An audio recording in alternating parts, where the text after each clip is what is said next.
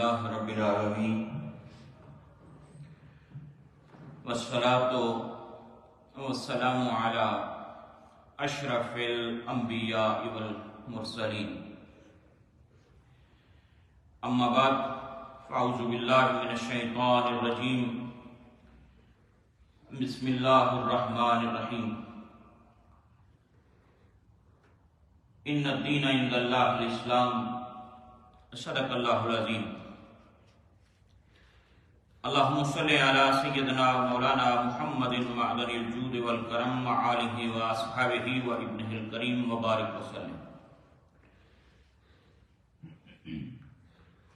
حضرات اہل اسلام،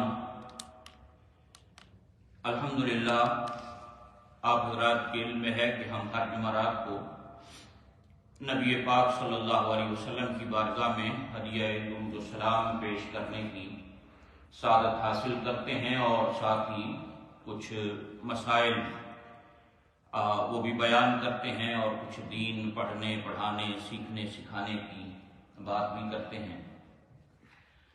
کیونکہ کووڈ-19 کے دوران ہم نے یہ شروع کیا تھا تو پھر یہ سلسلہ چلتا رہا کئی سالوں سے آن لائن، تو اب احباب اور دوستوں نے یہ کہا کہ اس کو ہم جمعرات کے دن نماز عصر کے بعد مسجد میں اس کو ایک کلاس کی صورت میں اس کو شروع کریں تاکہ زیادہ سے زیادہ دیگر حضرات بھی اس میں شریک ہو سکیں، بیٹھ سکیں، کچھ دین سیکھ سکیں۔ تو یہ انشاءاللہ سلسلہ آہستہ آہستہ اس کو ہم فروغ دیں گے، اس کو آگے اس کو بڑھائیں گے اور دوستوں کو بھی اس جانب متوجہ کریں گے۔ تو اس سلسلہ میں آج انشاءاللہ العزیز ہم اپنی اس پہلی باضابطہ جو کلاس ہے اس کا آغاز کر رہے ہیں،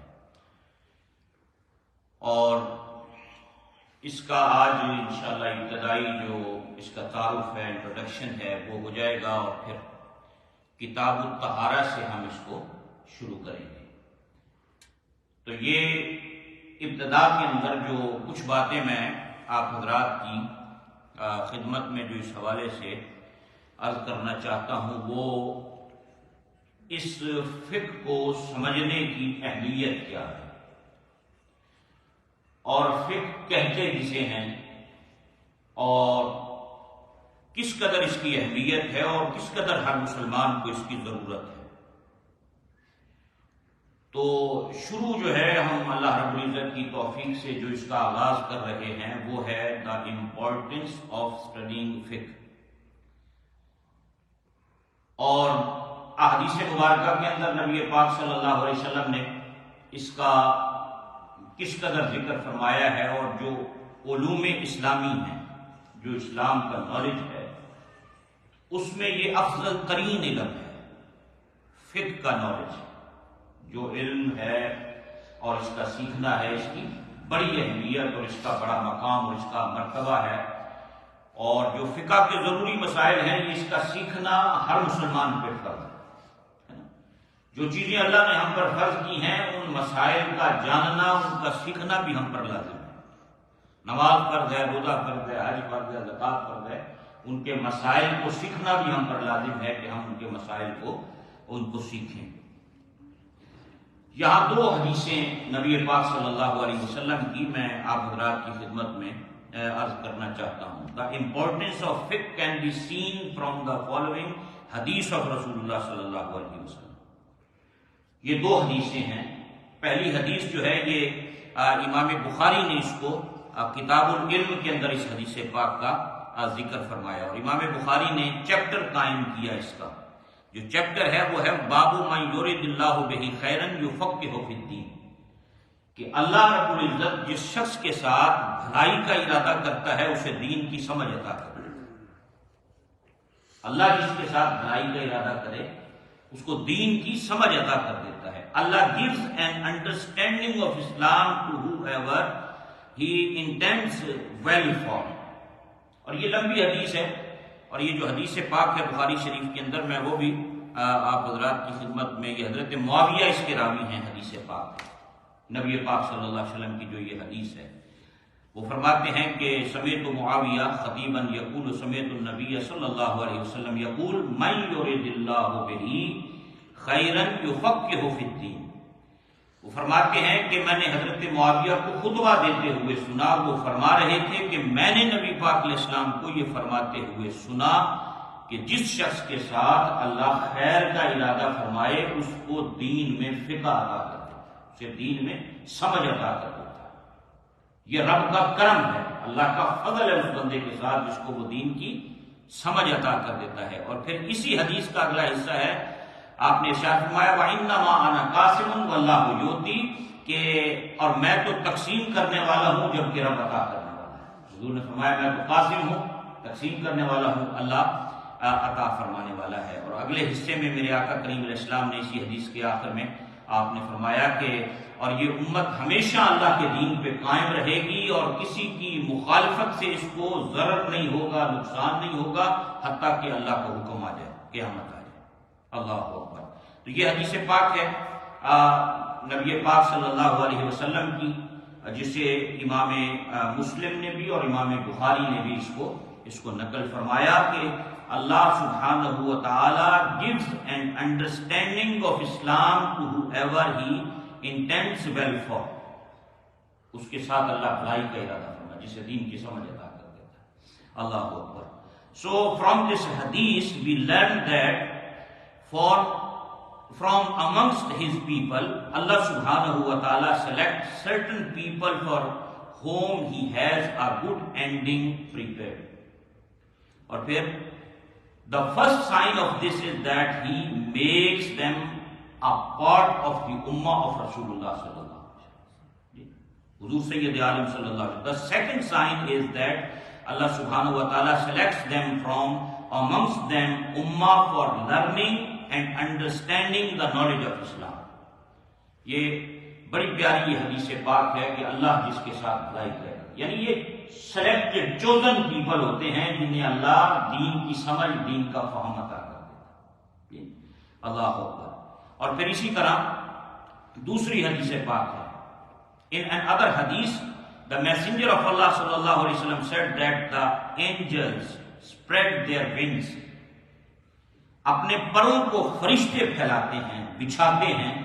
نبی پاک علیہ السلام نے فرمایا for a student when he leaves his home in search of knowledge، جب کوئی طالب علم، جب کوئی اسٹوڈنٹ اپنے گھر سے نکلتا ہے دین سیکھنے کے لیے، اللہ کے فرشتے اس کے لیے اپنے پروں کو بچھاتے ہیں۔ یعنی آپ اس سے اندازہ فرمائیں کہ دین کو سیکھنے کی اور اس کو سمجھنے کی اور انڈرسٹینڈنگ کرنے کی کتنا مقام ہوتا ہے۔ فرشتے اس کے لیے پر بچھاتے ہیں، بلکہ آگے حدیث پاک میں میرے آقا کریم صلی اللہ علیہ وسلم نے فرمایا کہ ایون دا آنٹس، چونٹیاں، ان دیئر ہولز، اپنے سوراخوں میں، اپنے بلوں میں، and the fish in the C pray for ہم until he returns home۔ چونٹیاں اس کے لیے اپنے بلوں میں اور دریا کی مچھلیاں دریا میں اس شخص کے لیے دعا کرتی رہتی ہیں جب تک وہ گھر واپس لوٹ کرتا ہے۔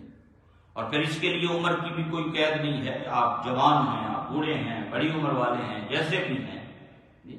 اور بلکہ آپ ایک حدیث پاک، بڑی پیاری حدیث پاک نبی پاک صلی اللہ علیہ وسلم کی، میں نے آج پہلے بھی ایک مرتبہ اس کا ذکر کیا، یہ حضرت قبیصہ رضی اللہ تعالیٰ عنہ، نبی پاک صلی اللہ علیہ وسلم کے یہ ایک صحابی ہیں، اور یہ بیان فرماتے ہیں کہ میں بوڑھا ہو گیا، اولڈ مین تھا، میں بال سفید ہو گئے، اور میں ایک مرتبہ نبی پاک علیہ السلام کی خدمت میں حاضر ہوا۔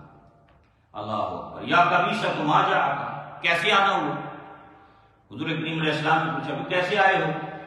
حضرت قبیصہ سے پوچھا تو انہوں نے کہا کہ یا رسول اللہ صلی اللہ علیہ وسلم میں بوڑھا ہو گیا ہوں، ہڈیاں نکل آئی نے، اور ہڈیاں کا ڈھانچہ بن گیا، جسم دے وچ طاقت کوئی نہیں، بڑھاپا آ گیا جی، اور میں آپ کی خدمت میں آیا ہوں ایسا نالج حاصل کرنے کے لیے، نالج گین کرنے کے لیے کہ جس نالج اور علم کی وجہ سے اللہ مجھے فائدہ ہے، بینیفٹ ملے مجھے اس نالج اور علم سے، اس نیت سے آپ کی خدمت میں آیا۔ اگرچہ بوڑھا ہوں، ہڈیاں نکل آئی ہیں، لیکن میں بوڑھا ہونے کے باوجود علم حاصل کرنے کے لیے آپ کی خدمت کے اندر آیا ہوں۔ اللہ اکبر۔ تو حضور سید عالم صلی اللہ علیہ وسلم نے کیا فرمایا ہم کو؟ نبی پاک صلی اللہ علیہ وسلم نے مسند امام احمد بن حنبل کی حدیث ہے، حضور کریم علیہ السلام نے فرمایا کہ اے قبیصہ، تو جس بھی پتھر سے گزر کے آیا ہے، جس درخت سے گزر کے آیا ہے، جس مکان سے تو گزرا ہے، ان سب نے تیرے لیے مغفرت کی دعا کی۔ تو جس پتھر سے گزرا، جس مکان سے گزرا، جس جگہ سے بھی تو گزرا ہے اور گزر کر یہاں پر آیا ہے، جہاں جہاں سے تو گزر کے آیا، ان درختوں نے بھی تیرے لیے مغفرت طلب کی، پتھروں نے بھی مغفرت طلب کی، مکانوں نے بھی تیرے لیے مغفرت طلب کی۔ تو یعنی اس کے لیے عمر کی بھی کوئی قید وہ نہیں ہے، چاہے انسان اور پھر نبی پاک صلی اللہ علیہ وسلم کا اس حوالے سے اور بلکہ یہ عرب کا ایک مقولہ ہے، عرب کا ایک مقولہ ہے کہ اطلب العلم من المہد الی اللہ، علم حاصل کرو ماں کی آغوش سے لے کے قبر تک، ماں کی گود سے لے کے قبر تک علم حاصل کرو۔ اور پھر خود نبی پاک صلی اللہ علیہ وسلم کو اللہ رب العزت نے یہ دعا قرآن حکیم کے اندر سکھائی، فرمایا ہے حبیب صلی اللہ علیہ وسلم آپ کس طرح آپ کہیں وقل رب زدنی علما، آپ دعا کریں اللہ سے کہ اے میرے اللہ، اے میرے پروردگار، میرے علم میں اضافہ فرما، میرے علم میں اضافہ فرما۔ تو نبی پاک صلی اللہ علیہ وسلم کو اللہ رب العزت نے اس بات کی طرف اللہ اکبر ارشاد فرمایا۔ تو یہ دو حدیثیں تھیں اس حوالے سے، اس چیپٹر کے آغاز میں جو میں نے آپ حضرات کی خدمت کے اندر عرض کی تھی۔ اور پھر حضرات عام طور پہ جتنی بھی فقہ کی کتابیں ہیں، جو کتب ہیں فقہ کی، ان سب کا آغاز جو ہے نا وہ کتاب الطہارہ سے ہوتا ہے، پیوریفیکیشن آف چیپٹر جو ہے نا وہ طہارت کے باب سے شروع کرتے ہیں۔ فقیہ جتنے بھی علماء ہمارے بزرگ ہیں، گزرے ہیں، انہوں نے جتنی کتابیں لکھی ہیں فقہ کی، ان سب کا آغاز انہوں نے طہارت سے کیا، پاکیزگی سے کیا، کیونکہ جتنی عبادات ہیں جو اللہ نے ہم پہ فرض کی ہیں، ان عبادات کے لیے جسم کا پاک ہونا بڑا ضروری ہے۔ اگر جسم پاک نہیں تو عبادت کا کوئی فائدہ نہیں حاصل ہوتا۔ عبادت قبول ہی تب ہوتی ہے جب بندہ جب پاک ہو، جب وہ صاف ہو۔ تو almost all fiqh books begin with the chapter of purification, جتنی بھی کتابیں آپ دیکھ لیں وہ اسی سے۔ This is because before you can do any form of worship you must be clean and pure، کہ یہ جسم بھی پاک ہو، اور اسی طرح پھر آگے اس کی تفصیل آئے گی، جگہ بھی پاک ہو، کپڑے بھی پاک ہو، لباس بھی پاک ہو، جی انسان کا دل بھی پاک ہو، اس کی روح بھی پاک ہو، اس کا دل بھی پاک ہو۔ آگے انشاءاللہ اس کی تفصیل کے ساتھ یہ ساری۔ It is also important for all Muslims to remain clean and pure all the time because Rasulullah sallallahu alaihi wasallam said, "At-tahuru shadrul iman", cleanliness is half of faith۔ نصف ایمان ہے یہ صفائی ستھرا ہے، یعنی آپ اندازہ کریں نصف ایمان اس کو قرار دیا نبی پاک صلی اللہ علیہ وسلم نے۔ اللہ اکبر۔ This hadith makes it clear that remaining clean is a part of being a Muslim, just as a person's faith must remain firmly rooted within his heart all the time. So too much the love of cleanliness. This includes remaining clean physically and spiritually. روحانی طور پر بھی اور جسمانی طور پر، دونوں حوالوں سے بندہ پاک ہو، صاف ہو، ستھرا ہو، جی اللہ اکبر۔ The different aspects of cleanliness will be discussed in much more detail in this chapter انشاءاللہ۔ اور آگے اس کا جو معنی جو ہے اس کے حوالے سے دو تین باتیں میں آپ حضرات کی خدمت میں عرض کرنا چاہتا ہوں۔ اس کی ڈیفینیشن کیا ہے؟ یہ لفظ عام طور پہ فقہ، اے فقہ دا علم حاصل کرو، اے فقہ دی تعلیم حاصل کرو، اے فقہ الطہارہ اور جناب فقہ الصلاۃ، یہ عام طور پہ مختلف جگہوں پر یہ لفظ ہم فقہ اور فقیہ، اور یہ کہ جو فقہ کا علم رکھنے والا ہے وہ یہ لفظ ہم بار بار اپنی ہم سنتے رہتے ہیں اکثر۔ سو آسان ترین بہت سی چیزیں فقہا نے اس کے حوالے سے بیان کی ہیں، بہت ساری چیزیں فقہا نے بیان کی ہیں، جن میں سے جو سب سے سمپل سا جو معنی ہے وہ میں آپ حضرات کی خدمت میں عرض کر دیتا ہوں کہ لغت میں فقہ کا معنی ہے فہم۔ انگلش میں ہم اس کو کہیں گے the literal meaning of it is to understand۔ اس کا معنی ہے to understand، فہم، کسی چیز کا فہم حاصل کرنا، انڈرسٹینڈنگ حاصل کرنا کسی چیز کی۔ اور اس کی بہت زیادہ اہمیت اس علم کی ہے۔ آپ اس کی ایک بات میں اس حوالے سے آپ حضرات کے خدمت میں عرض کرنا چاہوں گا کہ کس قدر یہ اہمیت کا حامل ہے۔ ایک علماء نے بہت بڑی بات یہاں پر لکھی اس کی عظمت پر، اس فقہ کا نالج اور اس کی فضیلت کے حوالے سے، کہ نماز پنجگانہ ہے، 5 وقت نماز ہم پڑھتے ہیں، یہ جماعت کے ساتھ پڑھنا واجب ہے، یہ لازم ہے کہ بندہ جماعت کے ساتھ اس نماز کو۔ کچھ عذر شریعت نے دیے ہیں کہ بھئی آپ جماعت کو چھوڑ سکتے ہیں، کچھ عذر ہیں، ورنہ ہر شخص کو جماعت کے ساتھ کوشش کرنی چاہیے اور جماعت کے ساتھ ادا کرنا یہ واجب ہے جی۔ اور کچھ عذر ایسے ہیں جب یہ ساقط ہو جاتی ہے کہ اگر یہ چیز پیش آ جائے تو پھر آپ جماعت کو چھوڑ کے گھر میں نماز پڑھ سکتے ہیں۔ جان جانے کا خطرہ ہے، طوفان ہے، بارش ہے، باہر نکلیں گے جان چلی جائے گی، وہ حادثہ پیش آ جائے گا، مختلف عذر شریعت نے دیے بندوں کو کہ بھی اس وجہ سے، ورنہ حکم ہے بھی جماعت میں جا کے نماز پڑھو، ٹھیک ہے نا۔ لیکن ایک بات ان میں سے جو عذر شریعت نے جو دیے ہیں ان میں سے ایک یہ بھی علماء نے لکھا فقہ تقرار، کہ اگر آپ کو کوئی فقیہ مل گیا، کوئی مفتی مل گیا، کوئی عالم مل گیا، آپ مسائل اس سے ڈسکس کر رہے ہیں، آپ اس سے سوالات کر رہے ہیں، وہ آپ سے جوابات دے رہے ہیں، آپ اس سے آپس میں گفتگو اور ڈسکشن آپ کی چل رہی ہے فقہ کے معاملات کے اوپر، اور اس پر مسائل آپ ڈسکس کر رہے ہیں، اور ادھر جماعت کا وقت آ گیا تو آپ جماعت کو چھوڑ سکتے ہیں۔ یعنی اس علم کی اہمیت کا اندازہ آپ اس بات سے لگائیں کہ فقہاء نے، علماء نے یہ بات کہ یہ اس قدر اہمیت کا حامل ہے۔ ٹو انڈرسٹینڈ، اس کا معنی ہے ٹو انڈرسٹینڈ، سیکھنا، سمجھنا، فہم اس کا حاصل کرنا۔ اللہ اکبر۔ Many people have tried to define the knowledge of fiqh and several definitions are commonly used.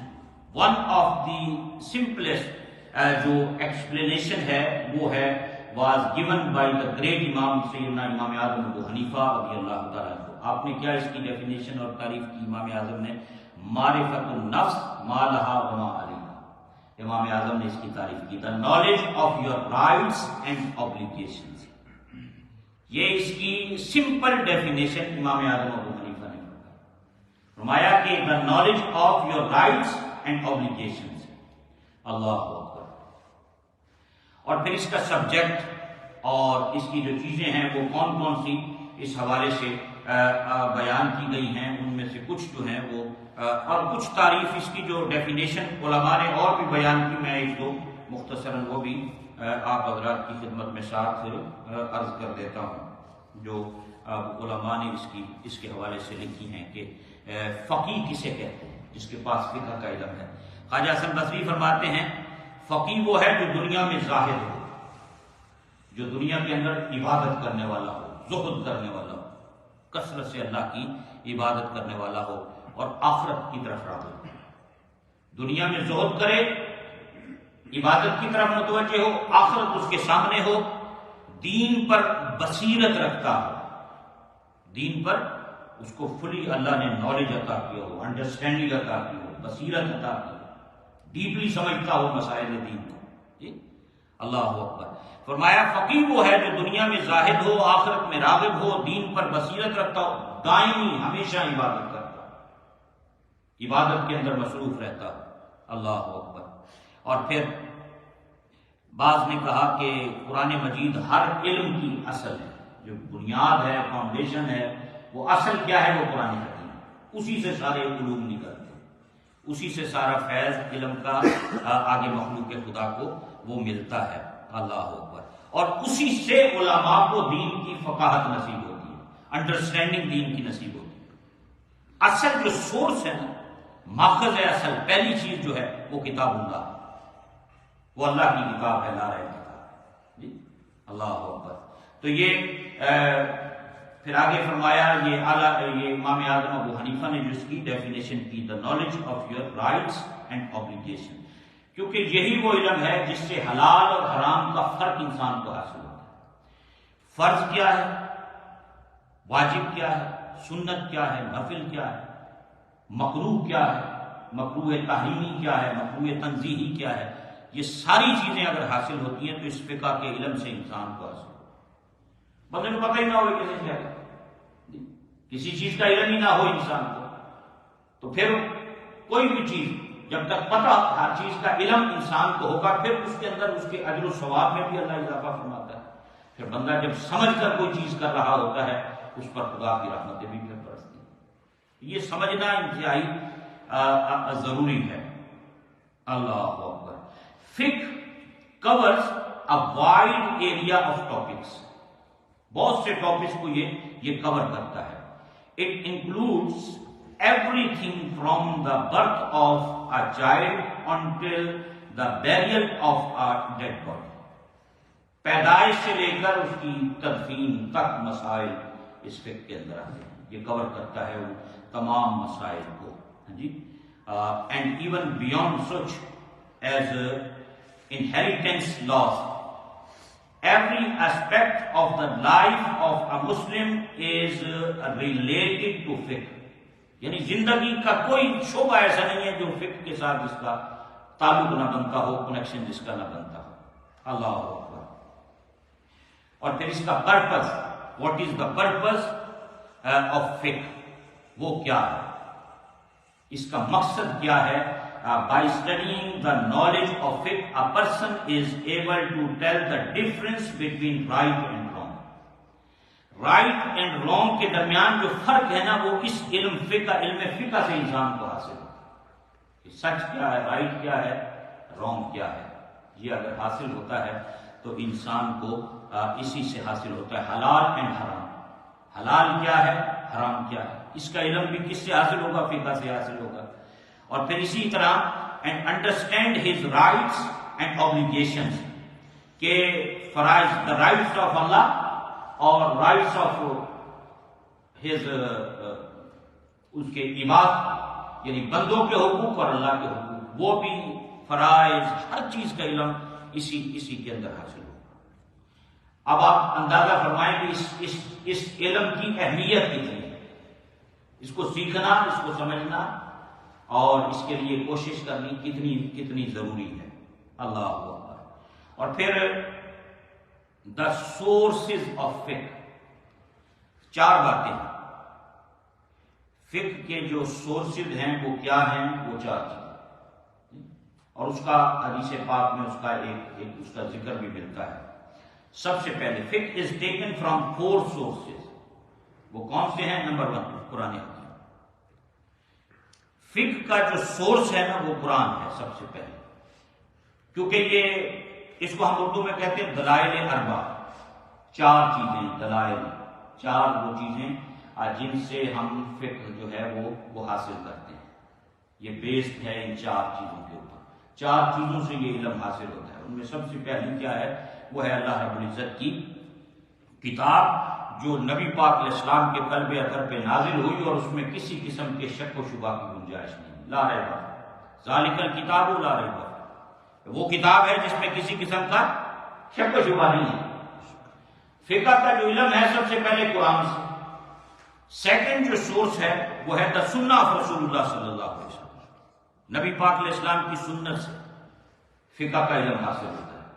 The third one is the agreement of the scholars, تیسری بات جی، اللہ اکبر، اجماع، جس کو ہم اجماع کہتے ہیں، کہ ایگریمنٹ آف اسکالر، یعنی کوئی ایک مسئلہ جس پر علماء امت ایگریڈ ہو جائیں، جمع ہو جائیں کہ یہ اس کا یہی جواب ہے، ٹھیک ہے۔ یہ تیسری چیز ہے جو سورس آف دی فقہ ہے، قرآن، سنہ اینڈ اجماع، اور چوتھی چیز جو ہے وہ قیاس ہے۔ اچھا، اب یہ جو چار چیزیں بیان ہوئی نا، اس پر ایک حدیث پاک بڑی مشہور حدیث پاک ہے نبی پاک صلی اللہ علیہ وسلم کی، کہ جس میں فقہ کے بنیادی 3 جو ماخذ ہیں اس کا ذکر ہے۔ یہ آپ نے حدیث نبی پاک صلی اللہ علیہ وسلم کی سنی ہوگی، ترمذی شریف کی حدیث ہے، اور یہ ابواب الاحکام ہے ترمذی شریف کے اندر، اور یہ حضرت معاذ بن جبل رضی اللہ تعالیٰ عنہ کا اس میں ذکر ہے۔ ہم حاضر ہوئے پچھلے کچھ عرصہ پہلے حضرت معاذ بن جبل کی مزار مبارک پر، آپ کا جارڈن میں مزار ہے، اس وقت شام کا، آپ کو جارڈن کا حصہ ہے، آپ کا مزار ہے۔ یہ وہ صحابی ہیں نبی پاک علیہ السلام کے جن کو حضور نے قسم اٹھا کر فرمایا معاذ مجھے اللہ کی قسم میں تجھ سے پیار کرتا ہوں۔ حضور نے قسم اٹھائی، حضور نہ بھی قسم اٹھا دے، جی نبی پاک کی گل تو سبحان اللہ کوئی مقابلہ ہی کوئی نہیں سی، لیکن حضور نے قسم اٹھائی، معاذ اللہ کی قسم میں تجھ سے پیار کرتا ہوں۔ بڑے خوبصورت تھے، جنگ تھے، انہیں نبی پاک علیہ السلام نے یمن بھیجا، قاضی بنا کر، جسٹس بنا کر، یمن کا چیف جسٹس، اور ان کو اس علاقے کے اندر نبی پاک صلی اللہ علیہ وسلم نے بھیجا۔ تو جب ان کو رخصت کیا نا حضور پاک صلی اللہ علیہ وسلم نے، تو حضور نے ان سے پوچھا بھئی تم یمن جا رہے ہو، اتنے لوگ آن گے تیرے کو مسائل پوچھن گے، گل کرن گے، کس طرح لوگوں کو جواب دو گے؟ لوگ آئیں گے اپنے مسائل لے کر، اے مسئلہ ہے، اے مسئلہ ہے، اے مسئلہ، کیویں آنسر کرو گے؟ حضرت معاذ کو نبی پاک صلی اللہ علیہ وسلم نے پوچھا، تو حضرت معاذ بن جبل نے کہا یا رسول اللہ صلی اللہ علیہ وسلم میں سب سے پہلے قرآن میں تلاش کروں گا، کوئی بندہ کویشچن کرے گا میں قرآن سے اس کا جواب ڈھونڈوں گا، اس کو جواب دوں گا۔ جو فقہ کے 4 سورسز ہیں ان میں سب سے پہلی چیز کیا ہے؟ قرآن۔ جو ہم نے 4 باتیں کی نا کہ فقہ is taken from 4 sources, number 1 Quran, number 2 سنت رسول اللہ صلی اللہ علیہ وسلم، نمبر 3 اجماع، نمبر 4 قیاس۔ اب حضرت معاذ کی حدیث میں وہی باتیں آ رہی ہیں جو یہاں پہلی 3 بیان ہیں۔ حضرت معاذ نے پوچھا نبی پاک سے، یمن جا رہے ہو، قاضی بنا کر، جسٹس بنا کے بھیج رہے ہیں، لوگ سوال کریں گے، مسائل پوچھیں گے، کہاں سے کیسے جواب دو؟ انہوں نے کہا سب سے پہلے یا رسول اللہ میں قرآن حکیم سے اس مسئلے کو تلاش کروں۔ حضور کریم علیہ السلام نے فرمایا کہ اگر اس کا جواب قرآن میں نہ ملا فَإِن لَّمْ يَكُنْ فِي كِتَابِ اللَّهِ، اگر کتاب اللہ میں وہ جواب نہیں ہے تو پھر کیا کرو گے؟ تو حضرت معاذ بن جبل رضی اللہ تعالیٰ نے فرمایا فَإِن لَّمْ يَكُنْ فِي سُنَّةِ رسول اللہ صلی اللہ علیہ وسلم، پھر میں حضور کی سنت میں تلاش کروں۔ حضور اگر قرآن میں مل گیا جواب تو قرآن سے دوں گا، قرآن سے نہ ملا تو آپ کی سنت سے دوں گا۔ نبی پاک صلی اللہ علیہ وسلم نے پھر ان سے پوچھا، فرمایا کہ اگر قرآن میں بھی نہ ملا، سنت میں بھی جواب نہ ملا تو پھر کیا کرو گے؟ کہا پھر میں قرآن اور سنت کو سامنے رکھ کر اپنی رائے سے اجتہاد کروں گا، میں اپنی رائے سے قرآن و حدیث کو سامنے رکھ کر اس کا جواب دوں گا، اجتہاد کروں گا۔ جب حضور سید عالم صلی اللہ علیہ وسلم نے یہ بات سنی تو آپ بہت خوش ہوئے، اور ان کے سینے پر حضور نے اس طرح ہاتھ پیار سے مارا، اس طرح تھپکی لگاتے ہیں، حضور نے ایسے ان کے سینے پر ہاتھ رکھا اور فرمایا الحمدللہ الذی وفق رسول اللہ، تمام تعریفیں اس ذات کے لیے ہیں جس نے رسول اللہ کے قاصد کو اس بات کی توفیق بخشی۔ تمام تعریفیں اس کا، ایسا یہ میرا جو شاگرد ہے، میرا اسٹوڈنٹ ہے، میرا صحابی ہے، اللہ نے اس پر کرم کیا ہے، اس کو کیسی دین کی سمجھ فقہ عطا کی ہے، سمجھ بوجھ عطا کی ہے کہ سب سے پہلے قرآن سے ڈھونڈیں گے، پھر سنت سے، اگر دونوں میں نہ ملا تو پھر اجتہاد کریں گے قرآن و سنت کو سامنے رکھ کر۔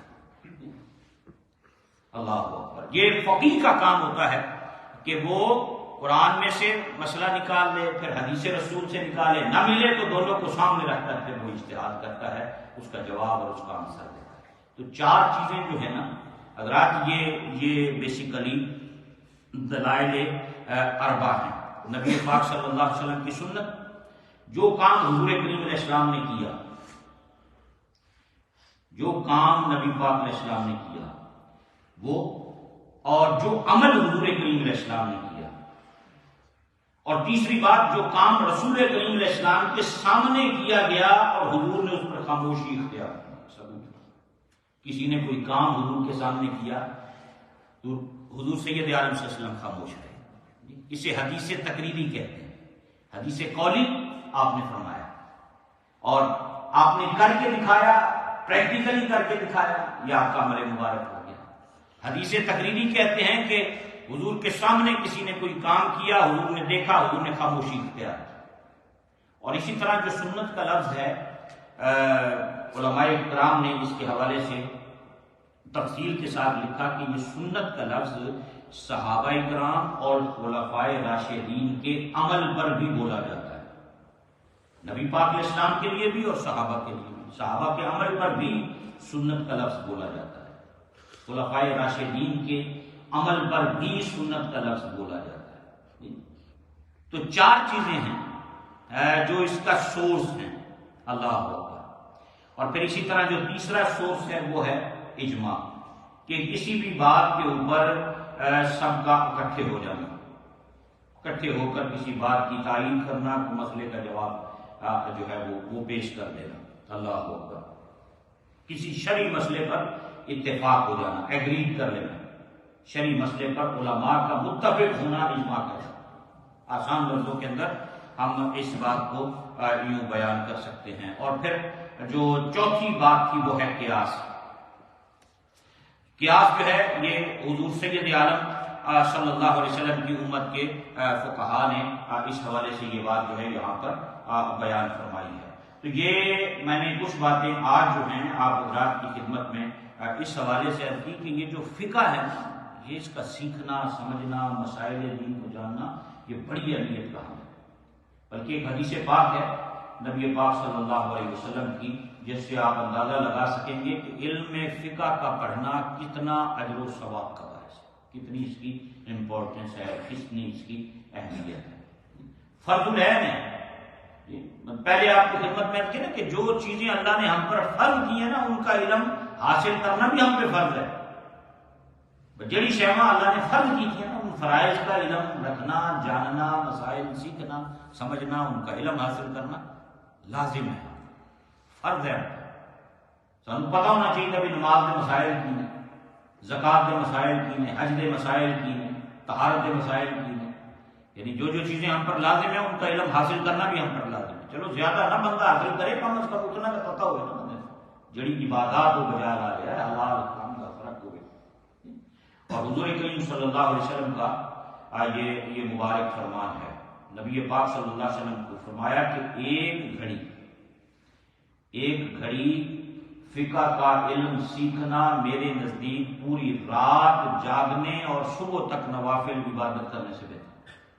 ایک گھڑی، ایک پاسے پوری رات کی عبادت ہے، نفل بندہ پڑھ گیا ساری رات، اور ایک طرف ہے کہ وہ ایک گھڑی فقہ کا علم حاصل کر رہا ہے، دین کا علم حاصل کر رہا ہے، دین کو سمجھنے کی کوشش کر رہا ہے، مسائل کو سمجھنے کی کوشش کر رہا ہے، اور ایک بندے پوری رات عبادت نوافل پڑھ رہا ہے۔ وہ جو ایک گھڑی ہے نا، وہ ایک رات کی نفلی عبادت سے زیادہ افضل ہے۔ آپ اس سے اندازہ کریں کہ اس کی کتنی اہمیت ہے، اور ہمیں اس کے لیے ٹائم نکالنا چاہیے، یقیناً سیکھنا چاہیے، اور اس کے لیے کوشش اور تگودو کرنی چاہیے۔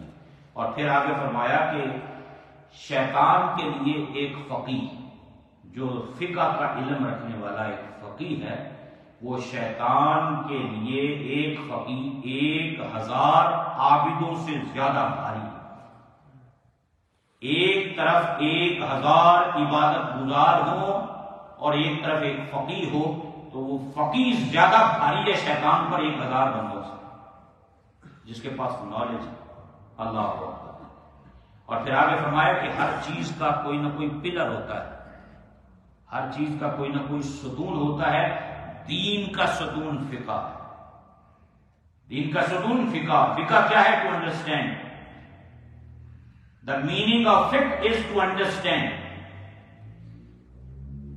دین کا ستون اس کو سمجھنا ہے، اس کو انڈرسٹینڈ کرنا ہے، اس کو جاننا ہے، اس کی معرفت حاصل کرنا ہے، یہ دین کا ستون۔ اور یہ فقہ کی جو اہمیت ہے، اس کا آپ اس حوالے سے آپ دیکھ سکتے ہیں۔ امام مالک رحمۃ اللہ علیہ کا قول ہے، آپ فرماتے ہیں کہ جس نے جس نے تصوف سیکھا اور علم فقہ حاصل نہ کیا، جس نے تصوف تو سیکھ لیا لیکن علم فقہ حاصل نہ کیا، وہ بے دین ہو۔ علم و باج جو کرے فقیری، کافر مرے دیوانہ ہو۔ کیونکہ جو بے علم آدمی ہوگا نا، شیطان کسی بھی وقت اس کو گمراہ کر دے، کسی بھی وقت شیطان بندے کو گمراہ کر سکتا ہے اگر اس کے پاس رسول کریم صلی اللہ علیہ وسلم کے دین کا نالج نہ ہو، علم نہ ہو، فقہ کا نالج نہ ہو۔ بڑے بڑے لوگ شیطان آ کر بڑھگلا جاتا ہے۔ آپ نے کتنی مرتبہ سنا حضور غوث پاک رضی اللہ عنہ کی بات کہ نور بن کر شیطان آیا کہ عبد القادر آج تو تیری عبادت معاف۔ اب علم تھا نا، عام بندہ ہوتا، کسی علم نہ ہوتا تو بندہ تو گیا تھا۔ ظالم لا حول ولا قوت الا باللہ العلی العظیم، تو مجھے عبادت معاف کر رہا ہے، یہ تو اللہ کی طرف سے فرائض ہے۔ تو لاہور پڑی تو وہ جو نور تھا وہ اندھیرا بن گیا، اور اس نے جاتے جاتے آواز آئی عبد القادر آج تیرے علم نے تمہیں بچا لیا۔ آپ نے آگے سے کیا فرمایا؟ میرے علم نے نہیں، اللہ کی رحمت نے مجھے بچایا۔ اب یہ کیوں تھا؟ یہ علم تھا نا ان کے پاس۔ فرمایا عبد القادر تو بچ گیا ہے، ورنہ تیرے جو بڑے بڑے اولیاء میں اس مقام پہ آ کے میں گمراہ کر دے۔ علم و باج جو کرے فقیری، کافر مرے دیوانہ۔ بندہ پھر گمراہ ہو جاتا ہے علم کے بغیر۔ نبی پاک صلی اللہ علیہ وسلم کی جو شریعت کا جو علم ہے اس کے حوالے سے حضرات، پھر بندہ باہر نکل جاتا ہے۔ تو اس کی بڑی اس کی اہمیت ہے، اس کی بڑی اس کا مقام ہے، اس کا مرتبہ ہے۔ اور حضور کریم صلی اللہ علیہ وسلم کا بہت ساری آپ کی مبارک حدیثیں ہیں، انشاءاللہ وقتاً فوقتاً آپ حضرات کی خدمت میں عرض کرتے رہیں گے کہ اس کو سیکھنا اور اس کو سمجھنا کتنا ضروری ہے۔ اور نبی پاک صلی اللہ علیہ وسلم کا جو فرمان ہے من یرد اللہ بہ خیرا یفقہہ فی الدین، اللہ جس کے ساتھ بھلائی کا ارادہ کرتا ہے اسے دین کی سمجھ اور فقہ کا علم عطا، اسے دین کی سمجھ عطا کرتا ہے، جس سے اللہ بھلائی چاہتا ہے۔ تو وہ لوگ خوش بخت خوش قسمت لوگ ہیں جنہیں اللہ رب العزت یہ مقام اور یہ مرتبہ جو ہے وہ عطا فرماتا ہے۔ جی تو حضرات اگلی جو چیزیں ہیں وہ چونکہ طہارت کے حوالے سے، چونکہ بات کی ساری آگے، اب یہ تو میں نے ابتداءً آپ کی خدمت میں فقہ کی امپورٹنس، اس کی اہمیت، اس کی فضیلت آپ کو میں نے عرض کی ہے کہ یہ جو دین سیکھنا ہے اس کی اہمیت کیا ہے۔ کیونکہ آج ہر بندہ مصروف ہے، کسی کے پاس ٹائم نہیں ہے دین سیکھنے کے لیے، بڑا مشکل ہو گیا ہے، بڑی تگ و دو کرنی پڑتی ہے، ٹائم نکالنا پڑتا ہے، تب جا کر یہ ممکن ہوتا ہے۔ جی تو یہ کوشش کیا کریں کہ انشاءاللہ، چلو ویسے تو ہم آن لائن کرتے تھے تو ہم 1 گھنٹے کے لیے ہم اس طرح مل بیٹھ کر کچھ مسائل جو ہیں وہ انشاءاللہ اس کو ڈسکس کریں گے اور اسے ساتھ ساتھ لے کے چلیں گے۔ تو یہ چند باتیں جو تھیں اس حوالے سے میں نے آپ حضرات کی خدمت میں جو ہے وہ عرض کر دی ہیں۔ اب چونکہ ہم طہارت کی بات کر رہے تھے آگے، اور اسی ٹاپک کو پھر آگے ہم نے لے کے چلنا ہے۔ تو طہارت جو ہے، جس کی بڑی اہمیت ہے اور جس کا ہم نے پہلے ذکر بھی کیا ہے، حضور سید عالم صلی اللہ علیہ وسلم کی مبارک جو احادیث ہیں ان کے حوالے سے بھی کچھ باتیں میں نے آپ حضرات کی خدمت کے اندر عرض کی ہیں۔ تو اسی کی روشنی کے اندر طہارت حاصل کرنے کے لیے جو چیز اللہ نے جو نعمت ہمیں عطا فرمائی ہے وہ واٹر ہے، پانی۔ ہم پانی سے وضو کرتے ہیں، پانی سے ہم غسل کرتے ہیں، پانی سے ہم استنجا کرتے ہیں۔ اسی طرح مٹی ہے، پانی مٹی، اس کو سورس بنایا اللہ نے ہماری پیوریفیکیشن کا، طہارت کا۔ تو یہ جو چیپٹر ہے طہارت کا، اس میں ہم یہ ڈسکس کرتے ہیں، یہ سیکھتے ہیں کن چیزوں سے ہم طہارت حاصل کر سکتے ہیں، کن سے نہیں کر سکتے، کون کون سی چیزیں ہیں۔ تو یہ جو پہلی بات ہے وہ آپ حضرات کی خدمت میں جو عرض کرنی ہے، یہ آسان سے لفظوں کے اندر جو ہے وہ آپ حضرات کی خدمت میں کچھ چیزیں میں عرض کر دیتا ہوں۔ ہے تو اس کی تفصیل کافی ہے، لیکن یہ ہے کہ چلیں کچھ آج اس کو ہم شروع کر لیتے ہیں انشاءاللہ، اور پھر باقی آگے جو ہے وہ اس کو ہم لے کے چلیں گے۔ جو علماء نے، فقہاء نے آگے اس کی تفصیلات جو ہیں وہ بیان فرمائی ہیں۔ اس میں سب سے پہلے جو واٹر ہے، کلاسیفیکیشن آف واٹر، کون کون سا پانی ہے جس سے ہم طہارت حاصل کر سکتے ہیں۔ اس کو 7 حصوں میں تقسیم کیا ہے، 7 پانیوں کو، پانی کی اقسام بیان کی ہیں۔ اس کی تفصیل بے شمار ہے، اعلیٰ حضرت رحمۃ اللہ علیہ نے بھی اس پر بہت کچھ لکھا ہے۔ ابتداً آپ کے ذہن میں رہے کہ it is permissible to use 7 types of water for the purpose of purity۔ 7 قسم کا پانی طہارت کے لیے آپ اس کو یوز کر سکتے ہیں۔ نمبر 1 رین واٹر، بارش کا پانی، یہ طہارت کے لیے آپ استعمال کر سکتے ہیں۔ سی واٹر، دریا کا پانی، اس سے آپ طہارت حاصل کر سکتے ہیں، وضو کر سکتے ہیں، غسل کر سکتے ہیں، طہارت کے لیے اسے استعمال کرتے ہیں۔ ریور واٹر، سمندر کا، دریا کا پانی۔ ویل واٹر، کنویں کا پانی۔ اور پھر اسی طرح یہ میلٹڈ سنو پڑی، پگھل گئی، اس میلٹڈ سنو کا جو پانی حاصل ہوا، اس پانی سے بھی آپ وضو، غسل، طہارت حاصل کر سکتے ہیں۔ اور اسی طرح اسپرنگ واٹر، اس سے بھی آپ طہارت حاصل کر سکتے ہیں۔ تو یہ 7 قسم کے پانی ہیں جو فقہا نے لکھے، جن سے آپ جو ہے وہ طہارت آپ حاصل کر سکتے ہیں۔ 7 قسم کے پانیوں سے آپ طہارت حاصل کر سکتے ہیں۔ اور پھر اس کے بعد then water is divided into 5 types۔ پانی کو 5 اقسام کے اندر تقسیم کیا آگے فقہا نے۔ 7 تو پانی وہ ہیں جن سے آپ طہارت حاصل کر سکتے ہیں، پھر ان کو آگے انہوں نے ڈیوائڈ کر دیا 5 ٹائپس کے اندر۔ Number 1 tahir, it is clean. Tahir mean it is clean, pure. طاہر کہتے ہیں پاک کو، طاہر مین کلین، پیور، یہ طاہر۔ نمبر 2 طاہر کے بعد ایک لفظ اور بھی آپ سنتے ہیں، مطہر۔ طاہر کہتے ہیں پاک کو، مطہر کہتے ہیں پاک کرنے والے۔ پانی پاک بھی ہو اور پاک کرنے والا بھی ہو۔ سم ٹائم پانی ایسا ہوتا ہے جو پاک تو ہوتا ہے لیکن آپ اس سے پاکی حاصل نہیں کر سکتے، آپ اس سے طہارت نہیں کر سکتے، آپ اس سے وضو نہیں کر سکتے۔ پانی پاک ہے لیکن آپ اس پاک پانی سے بھی کیوں، آگے اس کی تفصیل بھی آئے گی کہ کیوں نہیں اس سے ہم حاصل کر سکتے، کیا وجہ ہے، وہ ریزن آگے آئے گی۔ طاہر، مطہر اینڈ غیر مکروہ۔ پاک بھی ہو، طاہر کی تعریف is clean, tahir mean it is clean, pure. Mutahhir cleanses and purifies, مطہر۔ اور پھر اسی طرح غیر مکروہ، it is not dish liked,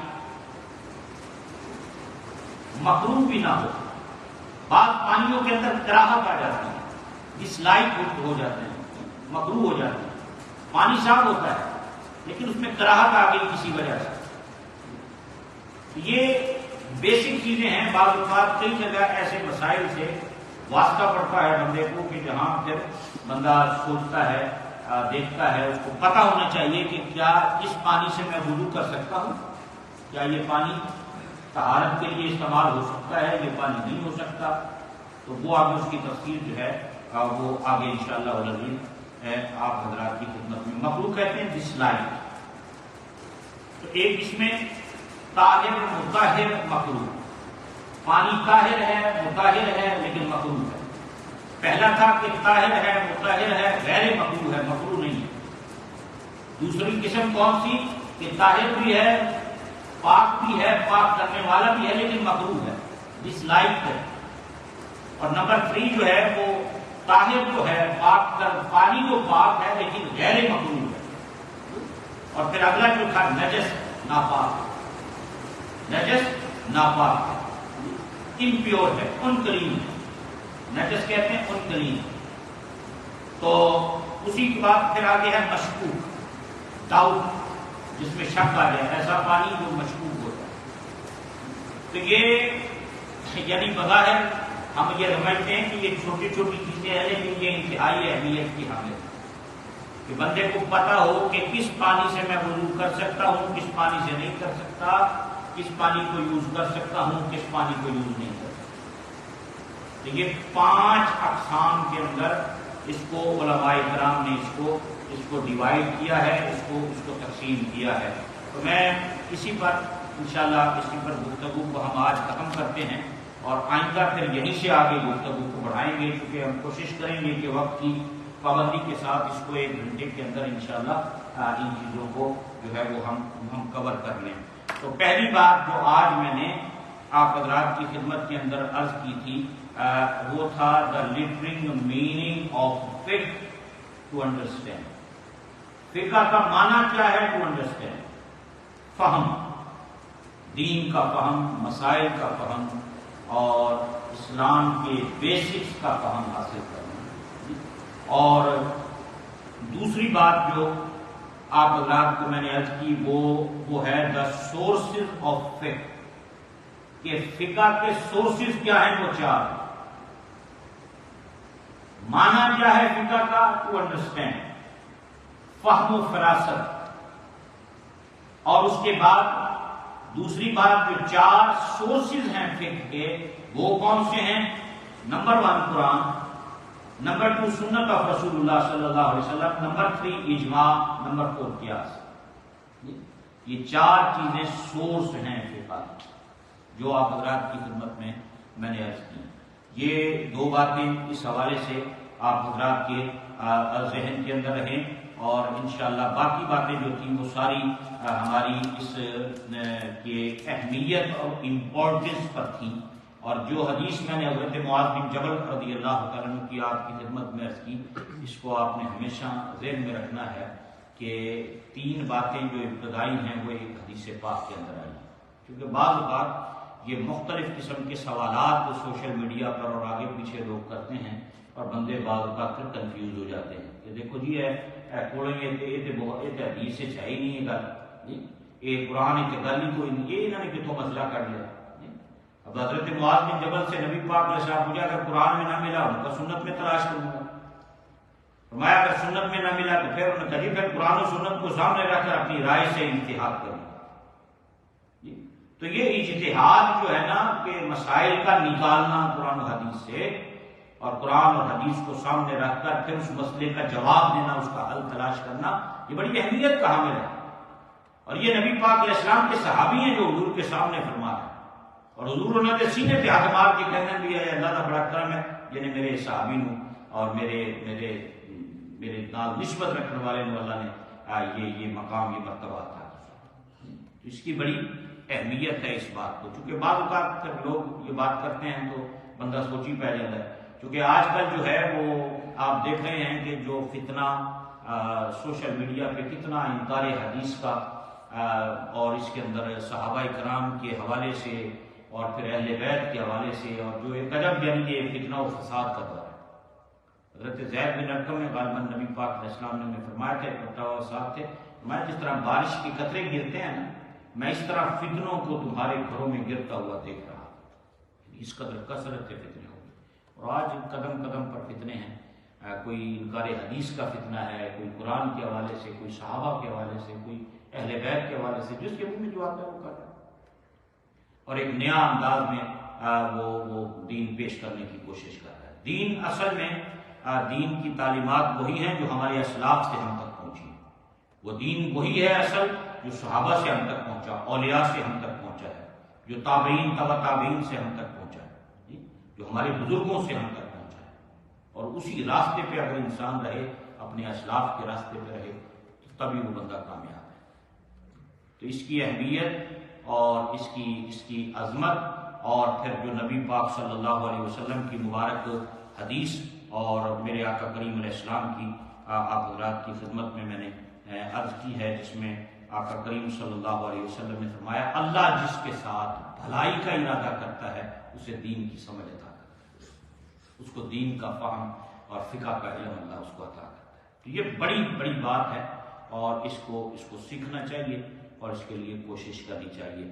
تو انشاءاللہ آئندہ ہفتے سے، چونکہ پھر یہ باقاعدہ آج پانی کی اقسام میں نے آپ کی خدمت میں عرض کی، 7 طرح کا 7 ٹائپس آف واٹر جس کو ہم یوز کر سکتے ہیں طہارت کے لیے، وہ 7 ہیں۔ پھر علماء نے آگے جو اس کی ڈیفینیشن کی ہیں اس پر پھر آئندہ تفصیل سے بات کریں گے۔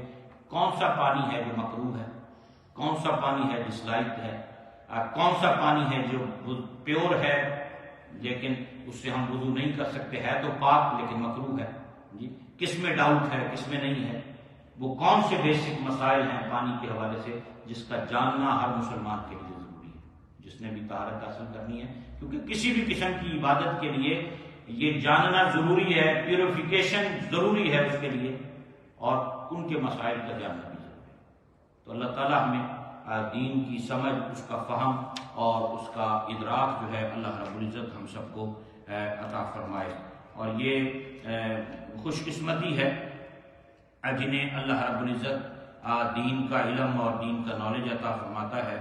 اور نبی پاک صلی اللہ علیہ وسلم کی ایک حدیث پاک ہے، اور میرے آقا کریم صلی اللہ علیہ وسلم کی، آپ نے فرمایا کہ دو آدمی ایسے ہیں جن پہ رشک کیا جا سکتا ہے، جن سے حسد کا لفظ بھی استعمال ہوا ہے، یہ بخاری شریف کی کتاب العلم کی ایک حدیث کے اندر حضرت عبداللہ ابن مسعود رضی اللہ تعالیٰ عنہ اس کے راوی ہیں، آپ فرماتے ہیں سمیت اب قال النبی صلی اللہ علیہ وسلم لا حسد الا فی اثنتین، کہ دو بندے ایسے ہیں جن پر رشک کیا جا سکتا ہے، جن سے حسد کیا جا سکتا ہے جی، کون سے؟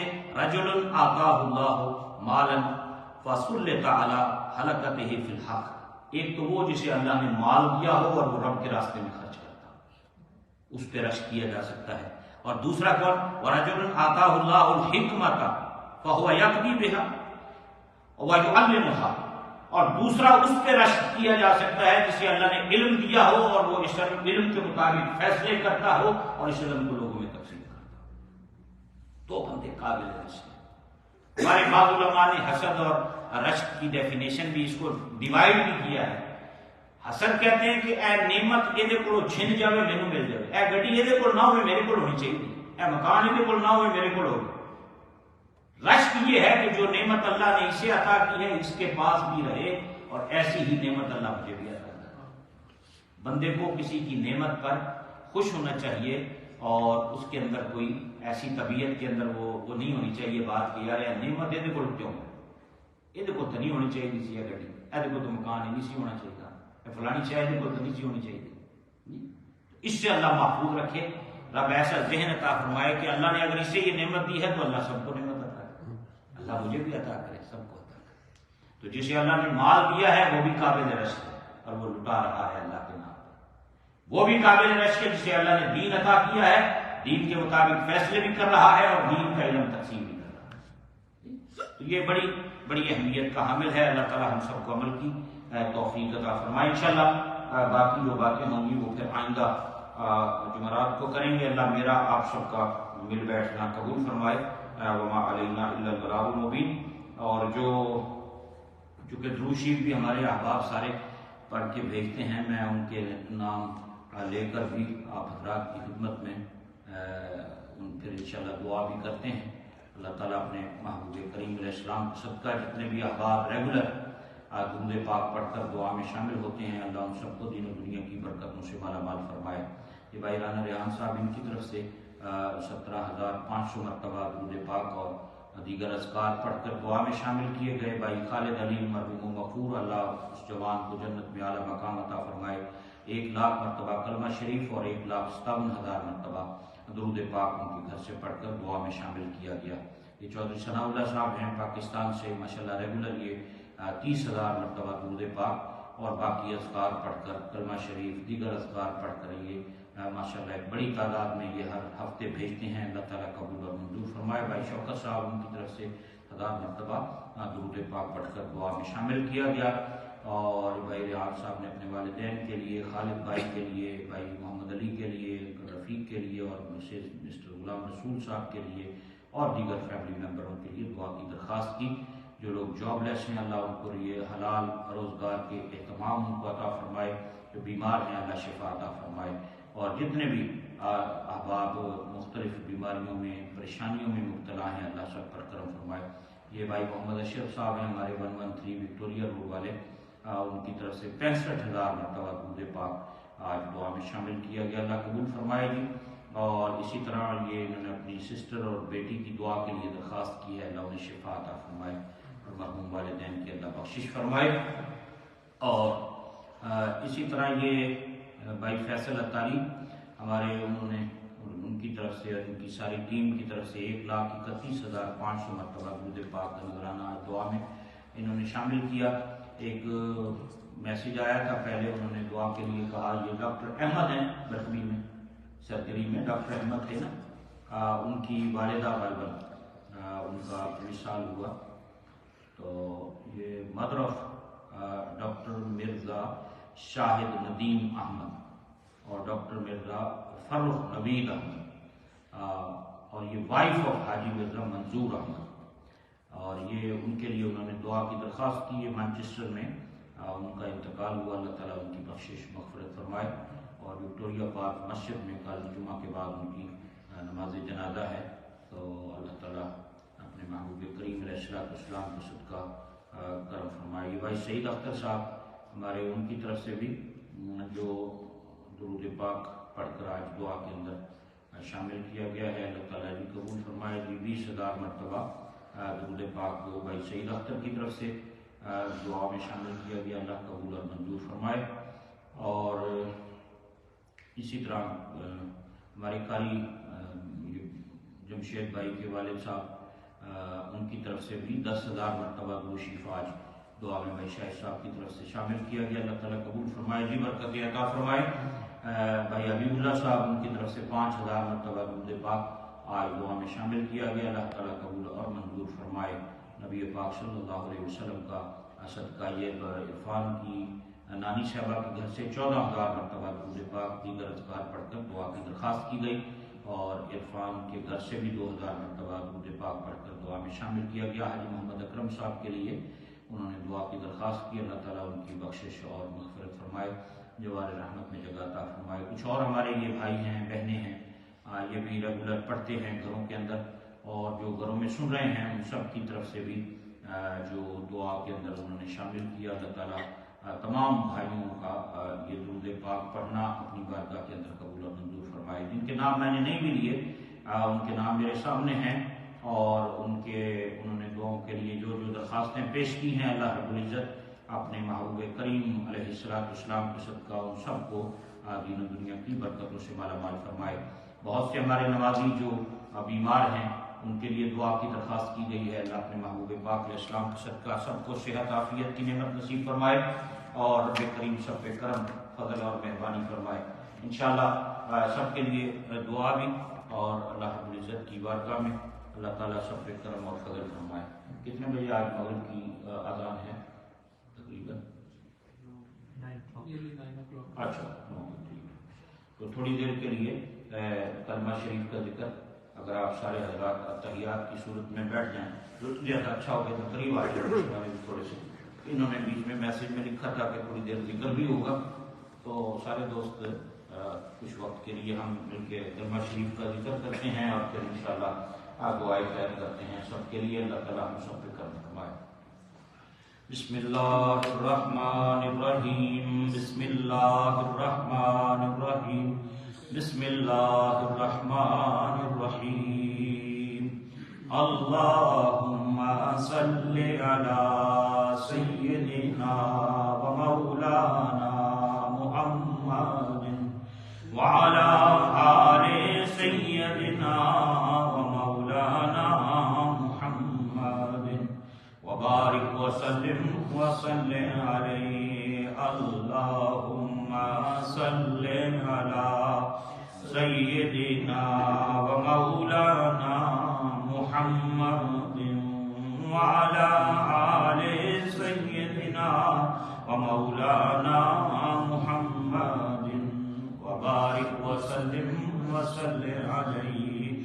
اللہم صلی علی سیدنا و مولانا محمد وعلی آل سیدنا و مولانا محمد وبارک وسلم علیہ۔